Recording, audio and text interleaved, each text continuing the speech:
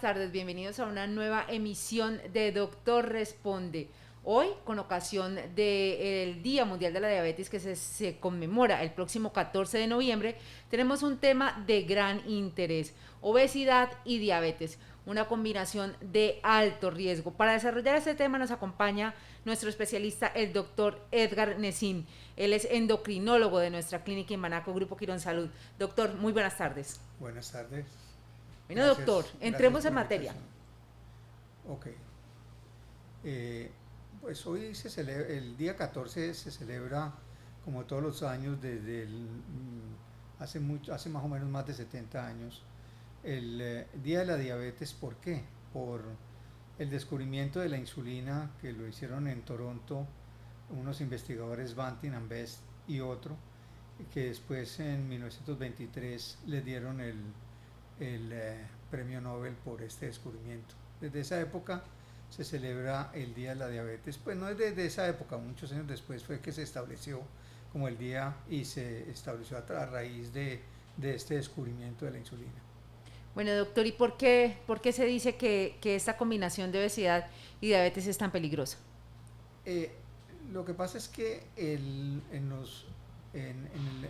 a medida que el mundo ha ido industrializándose desde los años 50 del siglo anterior, la gente comenzó a tornarse un poco más obesa, y hubo un paralelismo entre la aparición de la obesidad, o el incremento de la obesidad, y la aparición de la diabetes, sobre todo la diabetes tipo 2. La diabetes tipo 2 tiene una relación directa con la obesidad y con un factor genético, que es la capacidad de las células beta del páncreas de producir insulina. Esto es ya más genético que otra cosa. Entonces, esta asociación es lo que determina mayor número de personas obesas, mayor número de personas con diabetes tipo 2. Es decir, que una persona con obesidad siempre va a tener el riesgo de desarrollar una diabetes. Una persona con obesidad tendrá un riesgo de desarrollar diabetes, pero hay una genética que determina que esta persona, cuando llegue a un determinado peso, va a disparar la diabetes, o sea, no va a poder controlar sus niveles de glicemia dentro de límites normales. Pregunta Perio Adriana desde Instagram: si tengo sobrepeso, ¿cuándo sé que debo consultar con un endocrinólogo? Primero hay que mirar la familia, o sea, papá, mamá, tíos, enfermedades asociadas en la familia, si hay hipertensión, diabetes, si hay exceso de colesterol, si hay enfermedad coronaria, y determinar el riesgo que se tiene por edad. Si es una persona joven, pues la recomendación es que haga sus cambios de alimentación, que haga su actividad física, que mejore su sistema de vida, y esto le va a permitir mantener un peso mejor, y no necesita consultar. O sea, se consulta es básicamente cuando hay mucho riesgo familiar y quiere que se le dirija un tratamiento ya puntual para la pérdida de peso. Precisamente Luz Marina Muñoz a través de Instagram también nos dice: ¿qué produce la diabetes? ¿Es verdad que es hereditaria? La diabetes tipo 2, la tipo 2 que estamos hablando, que es la que tiene que ver más con adultos, sí tiene un factor hereditario. No hay una determinación única genética que va a decirnos quién va a ser diabético o no. Hay muchas formas genéticas para expresar esta enfermedad, pero sí tiene una base genética grande realmente. Bueno, y nos pregunta Carito CR a través de Facebook: ¿qué tanta relación puede haber entre el hipotiroidismo y la diabetes? El hipotiroidismo y diabetes podría tener más que ver es para diabetes tipo 1, como enfermedades autoinmunes. Anticuerpos que se van hacia la glándula tiroidea producen una destrucción de las células tiroideas, células foliculares, y anticuerpos que se van contra las células del páncreas, y produce una diabetes tipo 1. Son más relación es con la diabetes tipo 1, pero su presentación simultánea de las dos es raro. No es frecuente ver las dos asociadas. Bueno, doctor, pero ¿cómo una persona se da cuenta, o cuáles son esos síntomas de alarma, de alerta, para sospechar que se está sufriendo de una diabetes? La diabetes, si nos vamos para la diabetes en jóvenes, es más catastrófica, es más bullosa, es de presentación mucho más agresiva, que son personas jóvenes que comienzan a sentir sed, comienzan a tener incremento de la diuresis, comienzan a tener más hambre y pierden peso de manera rápida, se sienten débiles. Estas son la diabetes tipo 1 que se puede dar en niños o en adultos jóvenes. En la diabetes tipo 2 es mucho más lenta, generalmente son personas obesas, son personas que comienzan a tener un poquito de pérdida de peso, se sienten felices porque han perdido ese peso, son personas que empiezan a tener mayor diuresis o mayor ida al baño en la noche, tienen un poquito más de sed, pero no, o ven un poquito borroso y siempre tienen una disculpa. No, es que yo tengo más edad, entonces por eso ya no veo bien. Es que yo tuve varios hijos, entonces por lo tanto tengo más problemas con la vejiga. Y no consultan tempranamente cuando aparecen estos síntomas.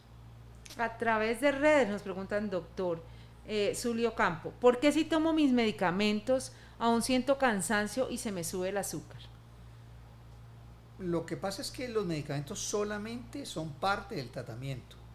Los medicamentos hay que mirar si son los adecuados para su diabetes, hay que mirar cuánto tiempo tiene la enfermedad y hay que mirar si hay otras asociaciones con problemas del azúcar. No solamente las personas con diabetes tienen problemas con el azúcar, pueden tener problemas con la presión arterial, con el funcionamiento renal, con la función tiroidea.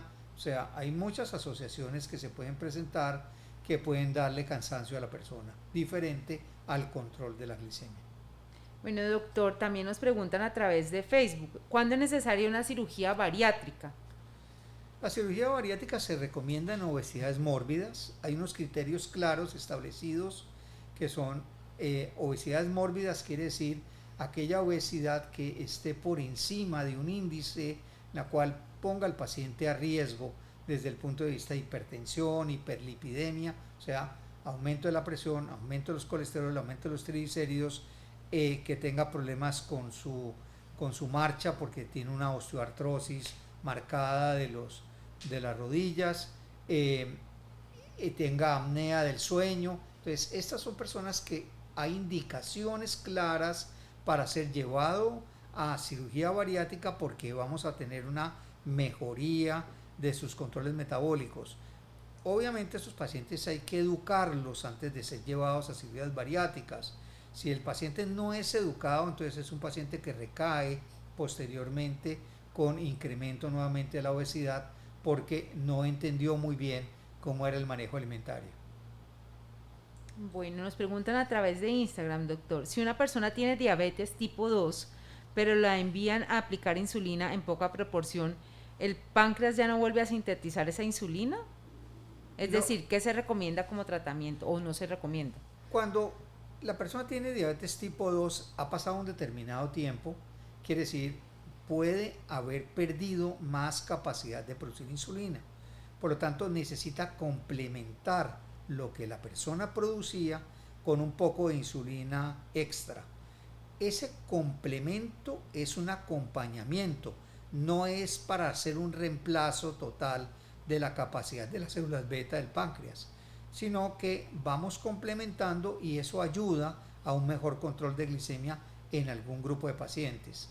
¿Qué tipo de medicamentos estamos usando hoy en día? Hoy en día depende de qué edad tiene el paciente, cuánto tiempo lleva con la enfermedad, si el paciente en el momento en que estamos tratándolo está muy obeso.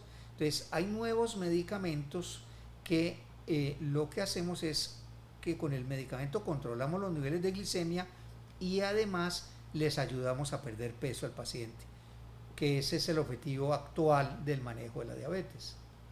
Doctor, porque muchas veces sucede que la persona empieza a ganar peso y ya llega un punto que es como un punto de no retorno en el que ya de todas maneras cualquier situación o cualquier medida que tome no le va a servir por sí sola. Claro, si ya la persona ha ganado un peso de manera de bajo control, que el paciente ya no tenga manera de controlar ese peso y ha disparado la enfermedad de la diabetes, Ahí es donde utilizamos estos nuevos medicamentos que tienen la bondad de mejorar la pérdida de peso y controlar los niveles de glicemia. Este es el primer paso antes de prometerle al paciente medidas extraordinarias como es ser llevado a cirugía bariátrica. O sea, la cirugía bariátrica la consideramos sí dentro de los tratamientos, pero no es de primera línea. Lo miramos ya a un nivel de tercera línea cuando ya el paciente ha pasado primero por estos nuevos tratamientos que le pueden ayudar bastante al control de su enfermedad. ¿Cómo sería más o menos esa ruta, doctor? Una persona que llegue con un sobrepeso considerable o con una obesidad ya diagnosticada. Cuando tenemos obesidad, entonces miramos en qué estado metabólico se encuentra el paciente.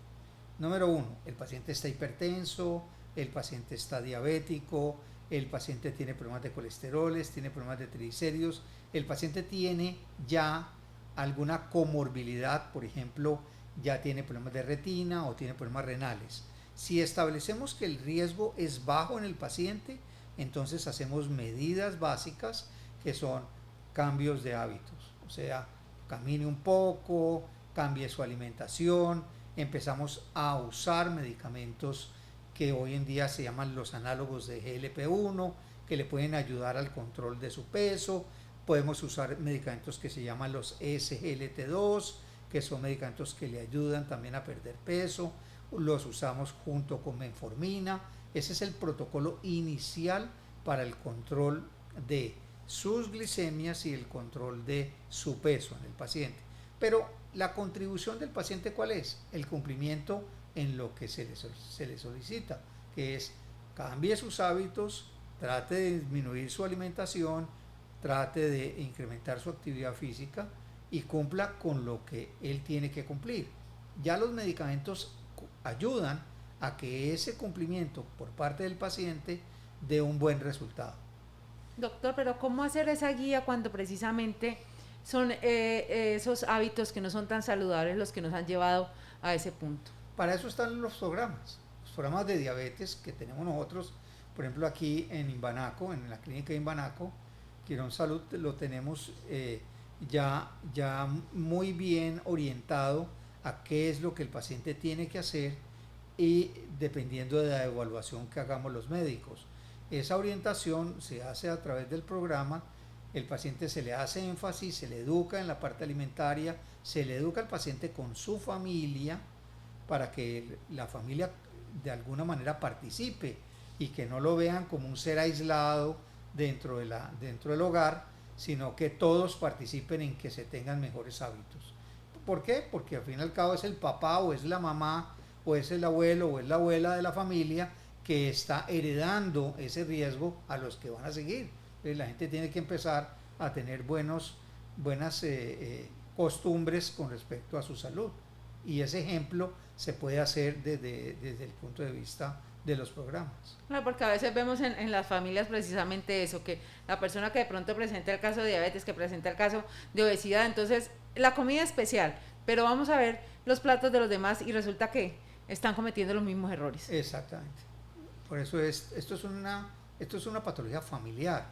Por eso es que la forma hereditaria que hablamos existe y la familia tiene que saber que en algún momento les va a tocar a las siguientes generaciones si no siguen los principios de cambios de hábitos. Nos preguntan a través de Facebook, ¿qué examen o exámenes se deben practicar o se deben hacer para el diagnóstico de la diabetes? Generalmente comenzamos con los exámenes que llamamos básicos o de rutina. Los niveles de glicemia en ayunas, que es uno de los exámenes de requisitos, podemos usar una que se llama la hemoglobina glicosilada, también para ver el promedio de la glicemia en los últimos 3 meses.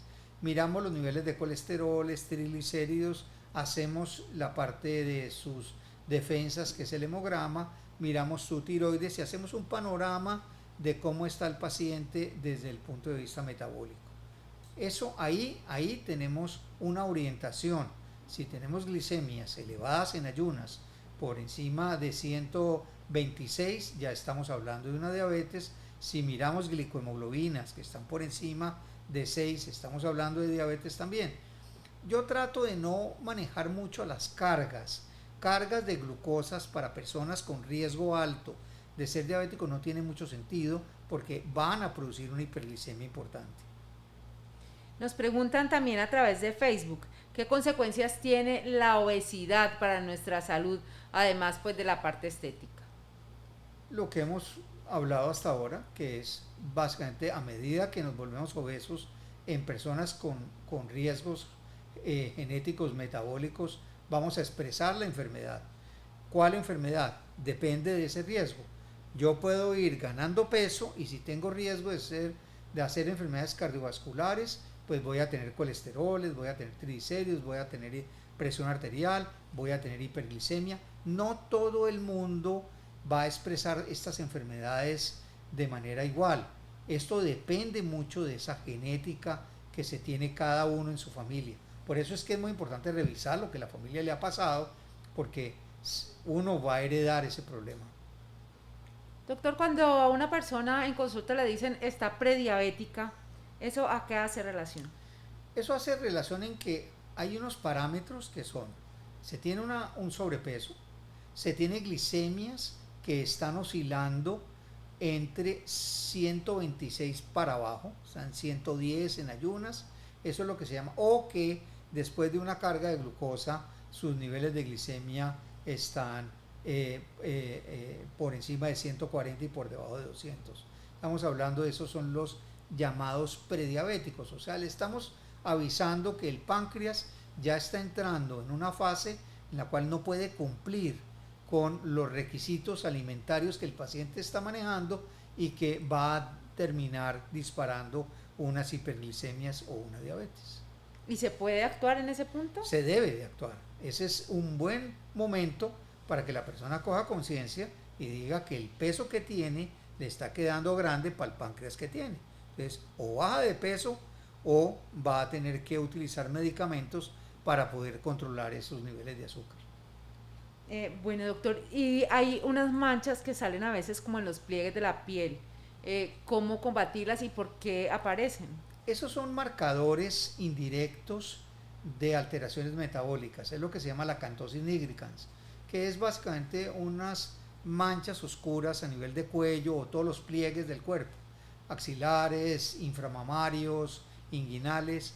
Esos marcadores o ese marcador es muy diciente de quién va a ser diabético en el futuro, quién va a tener problemas metabólicos en el futuro. Entonces, sí es un parámetro temprano que se encuentra en adolescentes, muchos adolescentes obesos, y llama la atención porque, digamos, en pacientes con síndrome ovario poliquístico, por ejemplo, en mujeres que tengan esas alteraciones de los ciclos menstruales, que sean gorditas, que arrancaron su menstruación a los 10 años, que son obesas a los 13, 14, ellas hay que pararles mucho bolas para que pierdan peso tempranamente y no vayan a padecer de problemas metabólicos futuros. No, doctor, pero lo digo por experiencia propia, es un caso difícil de manejar ese tema del sobrepeso y los adolescentes. Sí, mucho. Es difícil, ¿por qué razón? Pues primero porque la información que recibimos por parte de los medios, por ejemplo la televisión, usted se prende un televisor a las 7 de la noche para ver un noticiero, el 80% de las propagandas tienen que ver con bebidas que sean saborizadas. Es la pelea de la Coca-Cola con la Pepsi-Cola, con la nueva que han salido, y todo el mundo siempre dice que tiene menos azúcar, pero cada vez estamos viendo que el consumo de estos productos es enorme. Además que no hay un control de los alimentos que sean ricos en azúcar de manera adecuada. Se ha hecho una lucha, se ha tratado de concientizar a las personas, pero es difícil. Es muy difícil porque los medios son demasiado agresivos en promover este tipo de productos. Digamos que cuáles son esos alimentos que deberían estar incluidos para tener una alimentación saludable. Es sencillo, yo creo que todo lo que sea panadería, pastelería debe de irse disminuyendo de manera marcada, y todo lo que sea la parte proteica de cualquier origen, los vegetales de cualquier origen, las frutas, son las legumbres, son los que están incluidos dentro de los que les gustaría a uno que la gente manejara, el grano igualmente. Nosotros tenemos, por ejemplo, la opción de usar el maíz, que es bueno también, digamos, la arepa es buena en vez de estar usando panes excesivos, que son los que están implicados más en el problema de la obesidad. Bueno, ahora tenemos la opción de muchos panes artesanales, ¿no? Hay panes artesanales, pero es muy difícil que la gente vaya, los consiga, los compre, los consuma de una manera adecuada.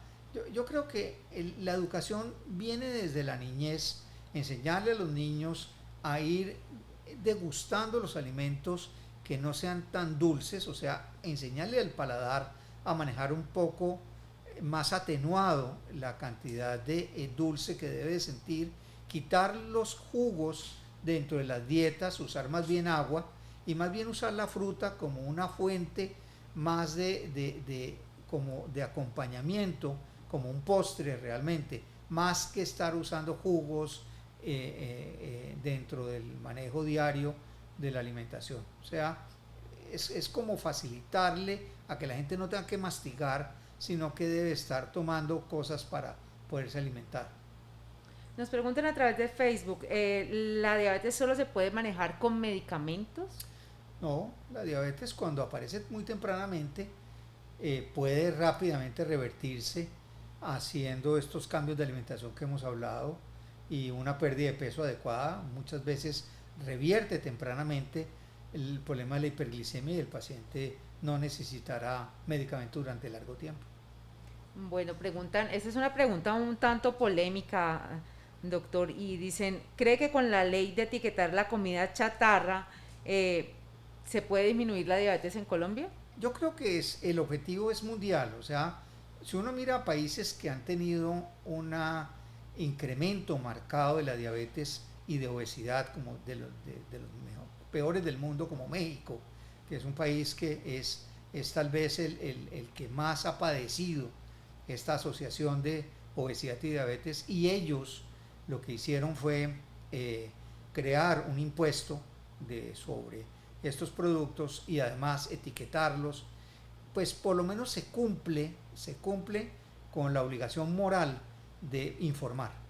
Y ya que la gente siga o no siga los cambios, es muy difícil. O sea, esas son las recomendaciones, no solamente desde el punto de vista médico, sino de lógica de vivir. O sea, ya hoy en día no necesitamos estarle diciendo a todo el mundo que el cigarrillo es malo o que el exceso de alcohol es malo. Yo creo que eso hay suficiente ilustración con respecto a esa información, y lo que se requiere más es que en los hogares pues simplemente lo implementen y no traigan a sus casas estos productos que van a incrementar el problema de la obesidad. Es más un problema de criterio y de educación de cada familia, y no tanto machacar desde el punto de vista médico a todo el mundo con algo que la gente no quiere hacer. No, y que definitivamente, como lo hablaba usted ahora, doctor, pues es un tema de familia. Si no se adoptan medidas generales pues en un hogar, es muy difícil que un solo miembro pues vaya a entender, porque finalmente enseñamos con el ejemplo. Totalmente. Bueno, nos preguntan a través de Instagram, una persona con hipoglicemia reactiva, ¿qué incidencia tiene para sufrir diabetes? Hipoglicemia reactiva es un diagnóstico que se usó muchísimo para explicar un poco cuando una persona joven, generalmente mujeres, se mareaban cuando comían algún alimento rico en dulce. Esto era más que todo una respuesta muy rica del páncreas ante la presencia del dulce. ¿Qué quiere decir? Bajaban rápidamente los niveles de glicemia posteriormente a este evento. ¿Y qué ocurría? Pues que la persona mareaba, le hacían curva de tolerancia a la glucosa y mostraban una curva plana o disminuyendo el azúcar de manera importante después de la carga. Realmente eso ya no lo hacemos. No hacemos curva de tolerancia a la glucosa en personas jóvenes para hacer este diagnóstico de hipoglicemia reactivas. Y lo que más le decimos a la gente, mire, simplemente es modere la cantidad de dulce porque tiene muy buen páncreas, y cuando usted va a comer una cantidad alta de dulce, pues le va a dar eso. Entonces, evítelo. evítelo o disminuya el porcentaje de dulce. Mire, algo que es sencillo para educar el paladar, que yo le recomiendo a la gente es, si a la gente le gusta el chocolate, búsquese chocolates que vengan ya amargos, ya vienen al 70, al 75, eso les va educando el paladar, les va enseñando a pasar de un exceso de dulce, que es un manjar blanco, por ejemplo, a una disminución de dulce, que es un chocolate amargo por encima del 70%. Eso es excelente porque la gente puede seguir disfrutando de algo agradable y que no tenga que estar comiendo esos niveles de azúcar tan alto.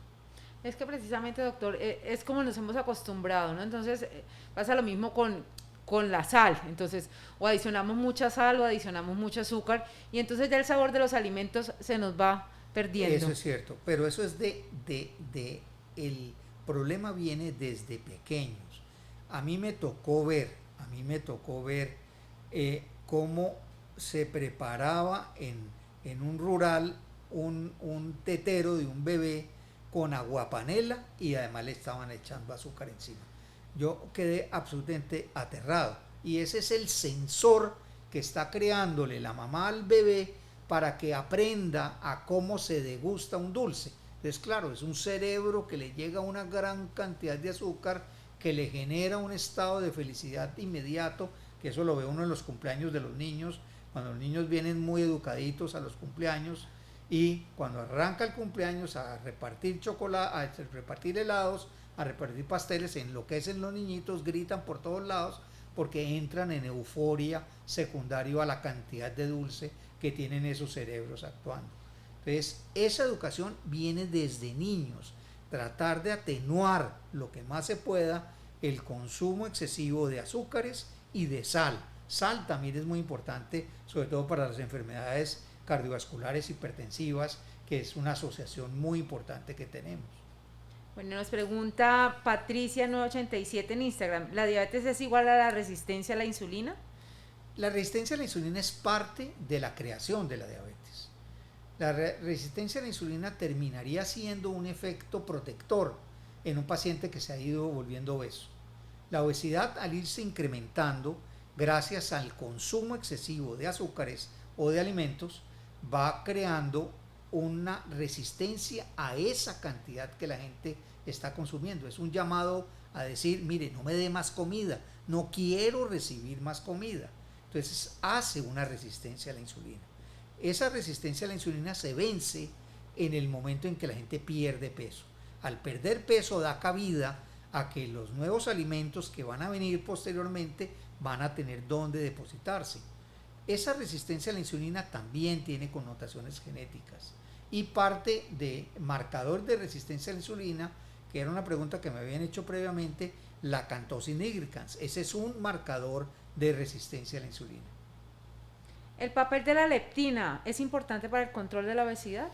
La leptina se trató algún tiempo de ponerla en el contexto como génesis de la obesidad, partiendo de que es una sustancia, es una hormona que se origina en el tejido adiposo y que hace un efecto sobre el cerebro de regulación.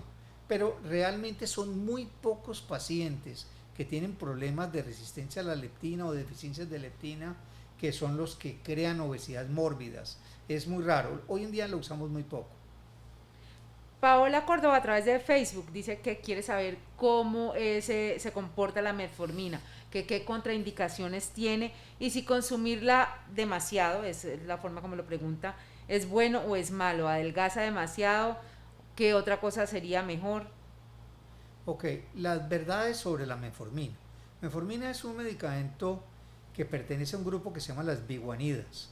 Este es un medicamento muy viejo que fueron desarrollados más por los europeos y que entró a ser parte del manejo de la diabetes en los años 90. Estos medicamentos se utilizan como, diríamos así, reguladores de la capacidad de las células beta del páncreas de producir insulina. No tienen un efecto importante sobre peso, ni se sueñen. No, muchos lo usan para perder peso, poco sirve. Lo que pasa es que tiene unos efectos colaterales, que son, producen diarreas en algunas personas, producen malestar epigástrico en otras personas. Las direcciones de la metformina son, en el comienzo de la diabetes ayuda porque mejora esa secreción de insulina, porque mejora la entrada de glucosa, pero como hipoglicemiante es malo, no logra bajar demasiado los niveles de azúcar. Se usan para síndrome ovario poliquístico, se ha usado para cuando se quiere trabajar con mujeres que están obesas y se quieren embarazar, también se ha usado. Las dosis tienen que ser medidas dependiendo de cada paciente.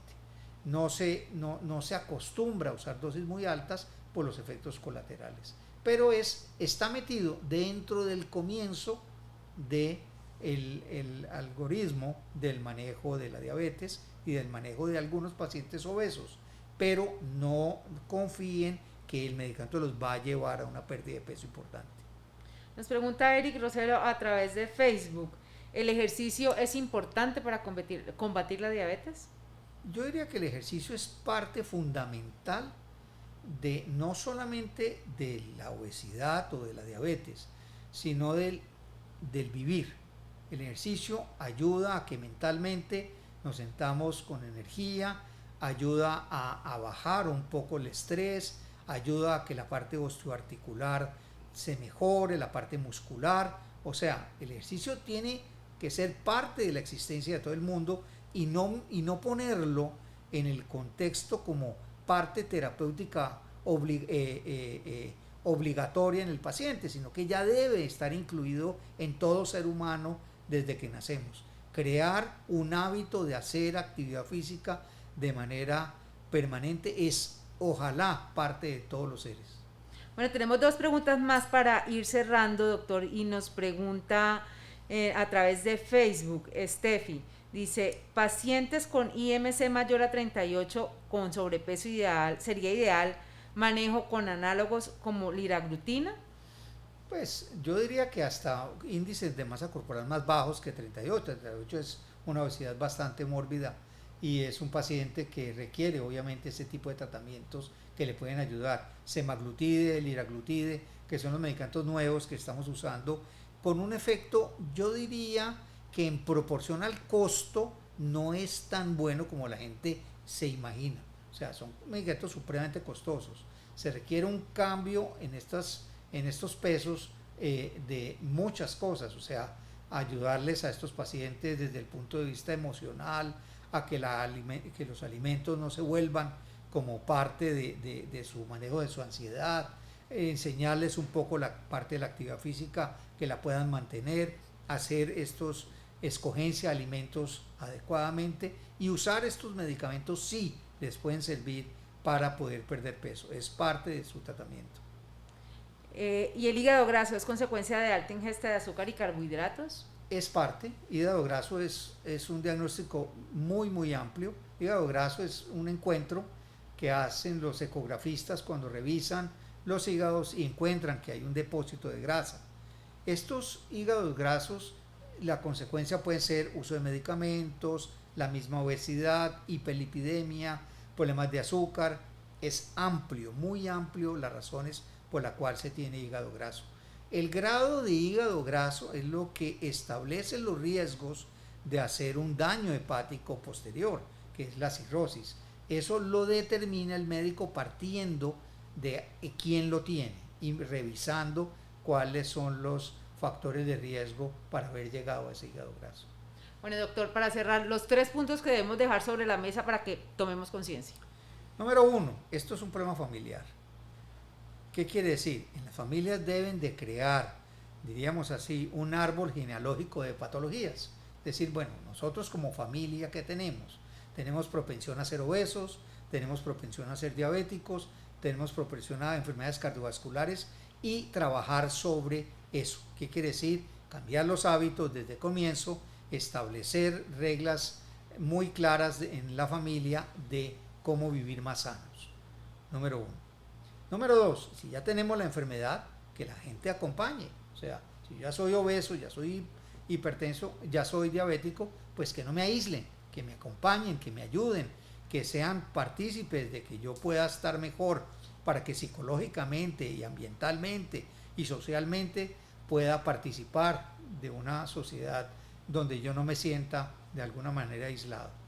Ese sería 2. Y 3, que sigan unas recomendaciones establecidas por los médicos, que se metan en programas de diabetes donde puedan ampliar sus conocimientos, que no todo lo revisen en Google o en cualquier otra fuente que sea indirecta y que crean que ahí están aprendiendo todo, que no oigan chismes del vecindario, que creen que saben mejor que los médicos en el manejo de las enfermedades, que sigan reglas de juego. Las reglas de juego son claras hoy en día y nos han llevado, por ejemplo, en el caso de ahora del COVID, si seguimos todos reglas de juego, vamos viviendo una sociedad mucho mejor. Cuando nos salimos de las reglas de juego, cuando nos sentimos que somos más inteligentes que los demás, es cuando creamos caos en estas cosas.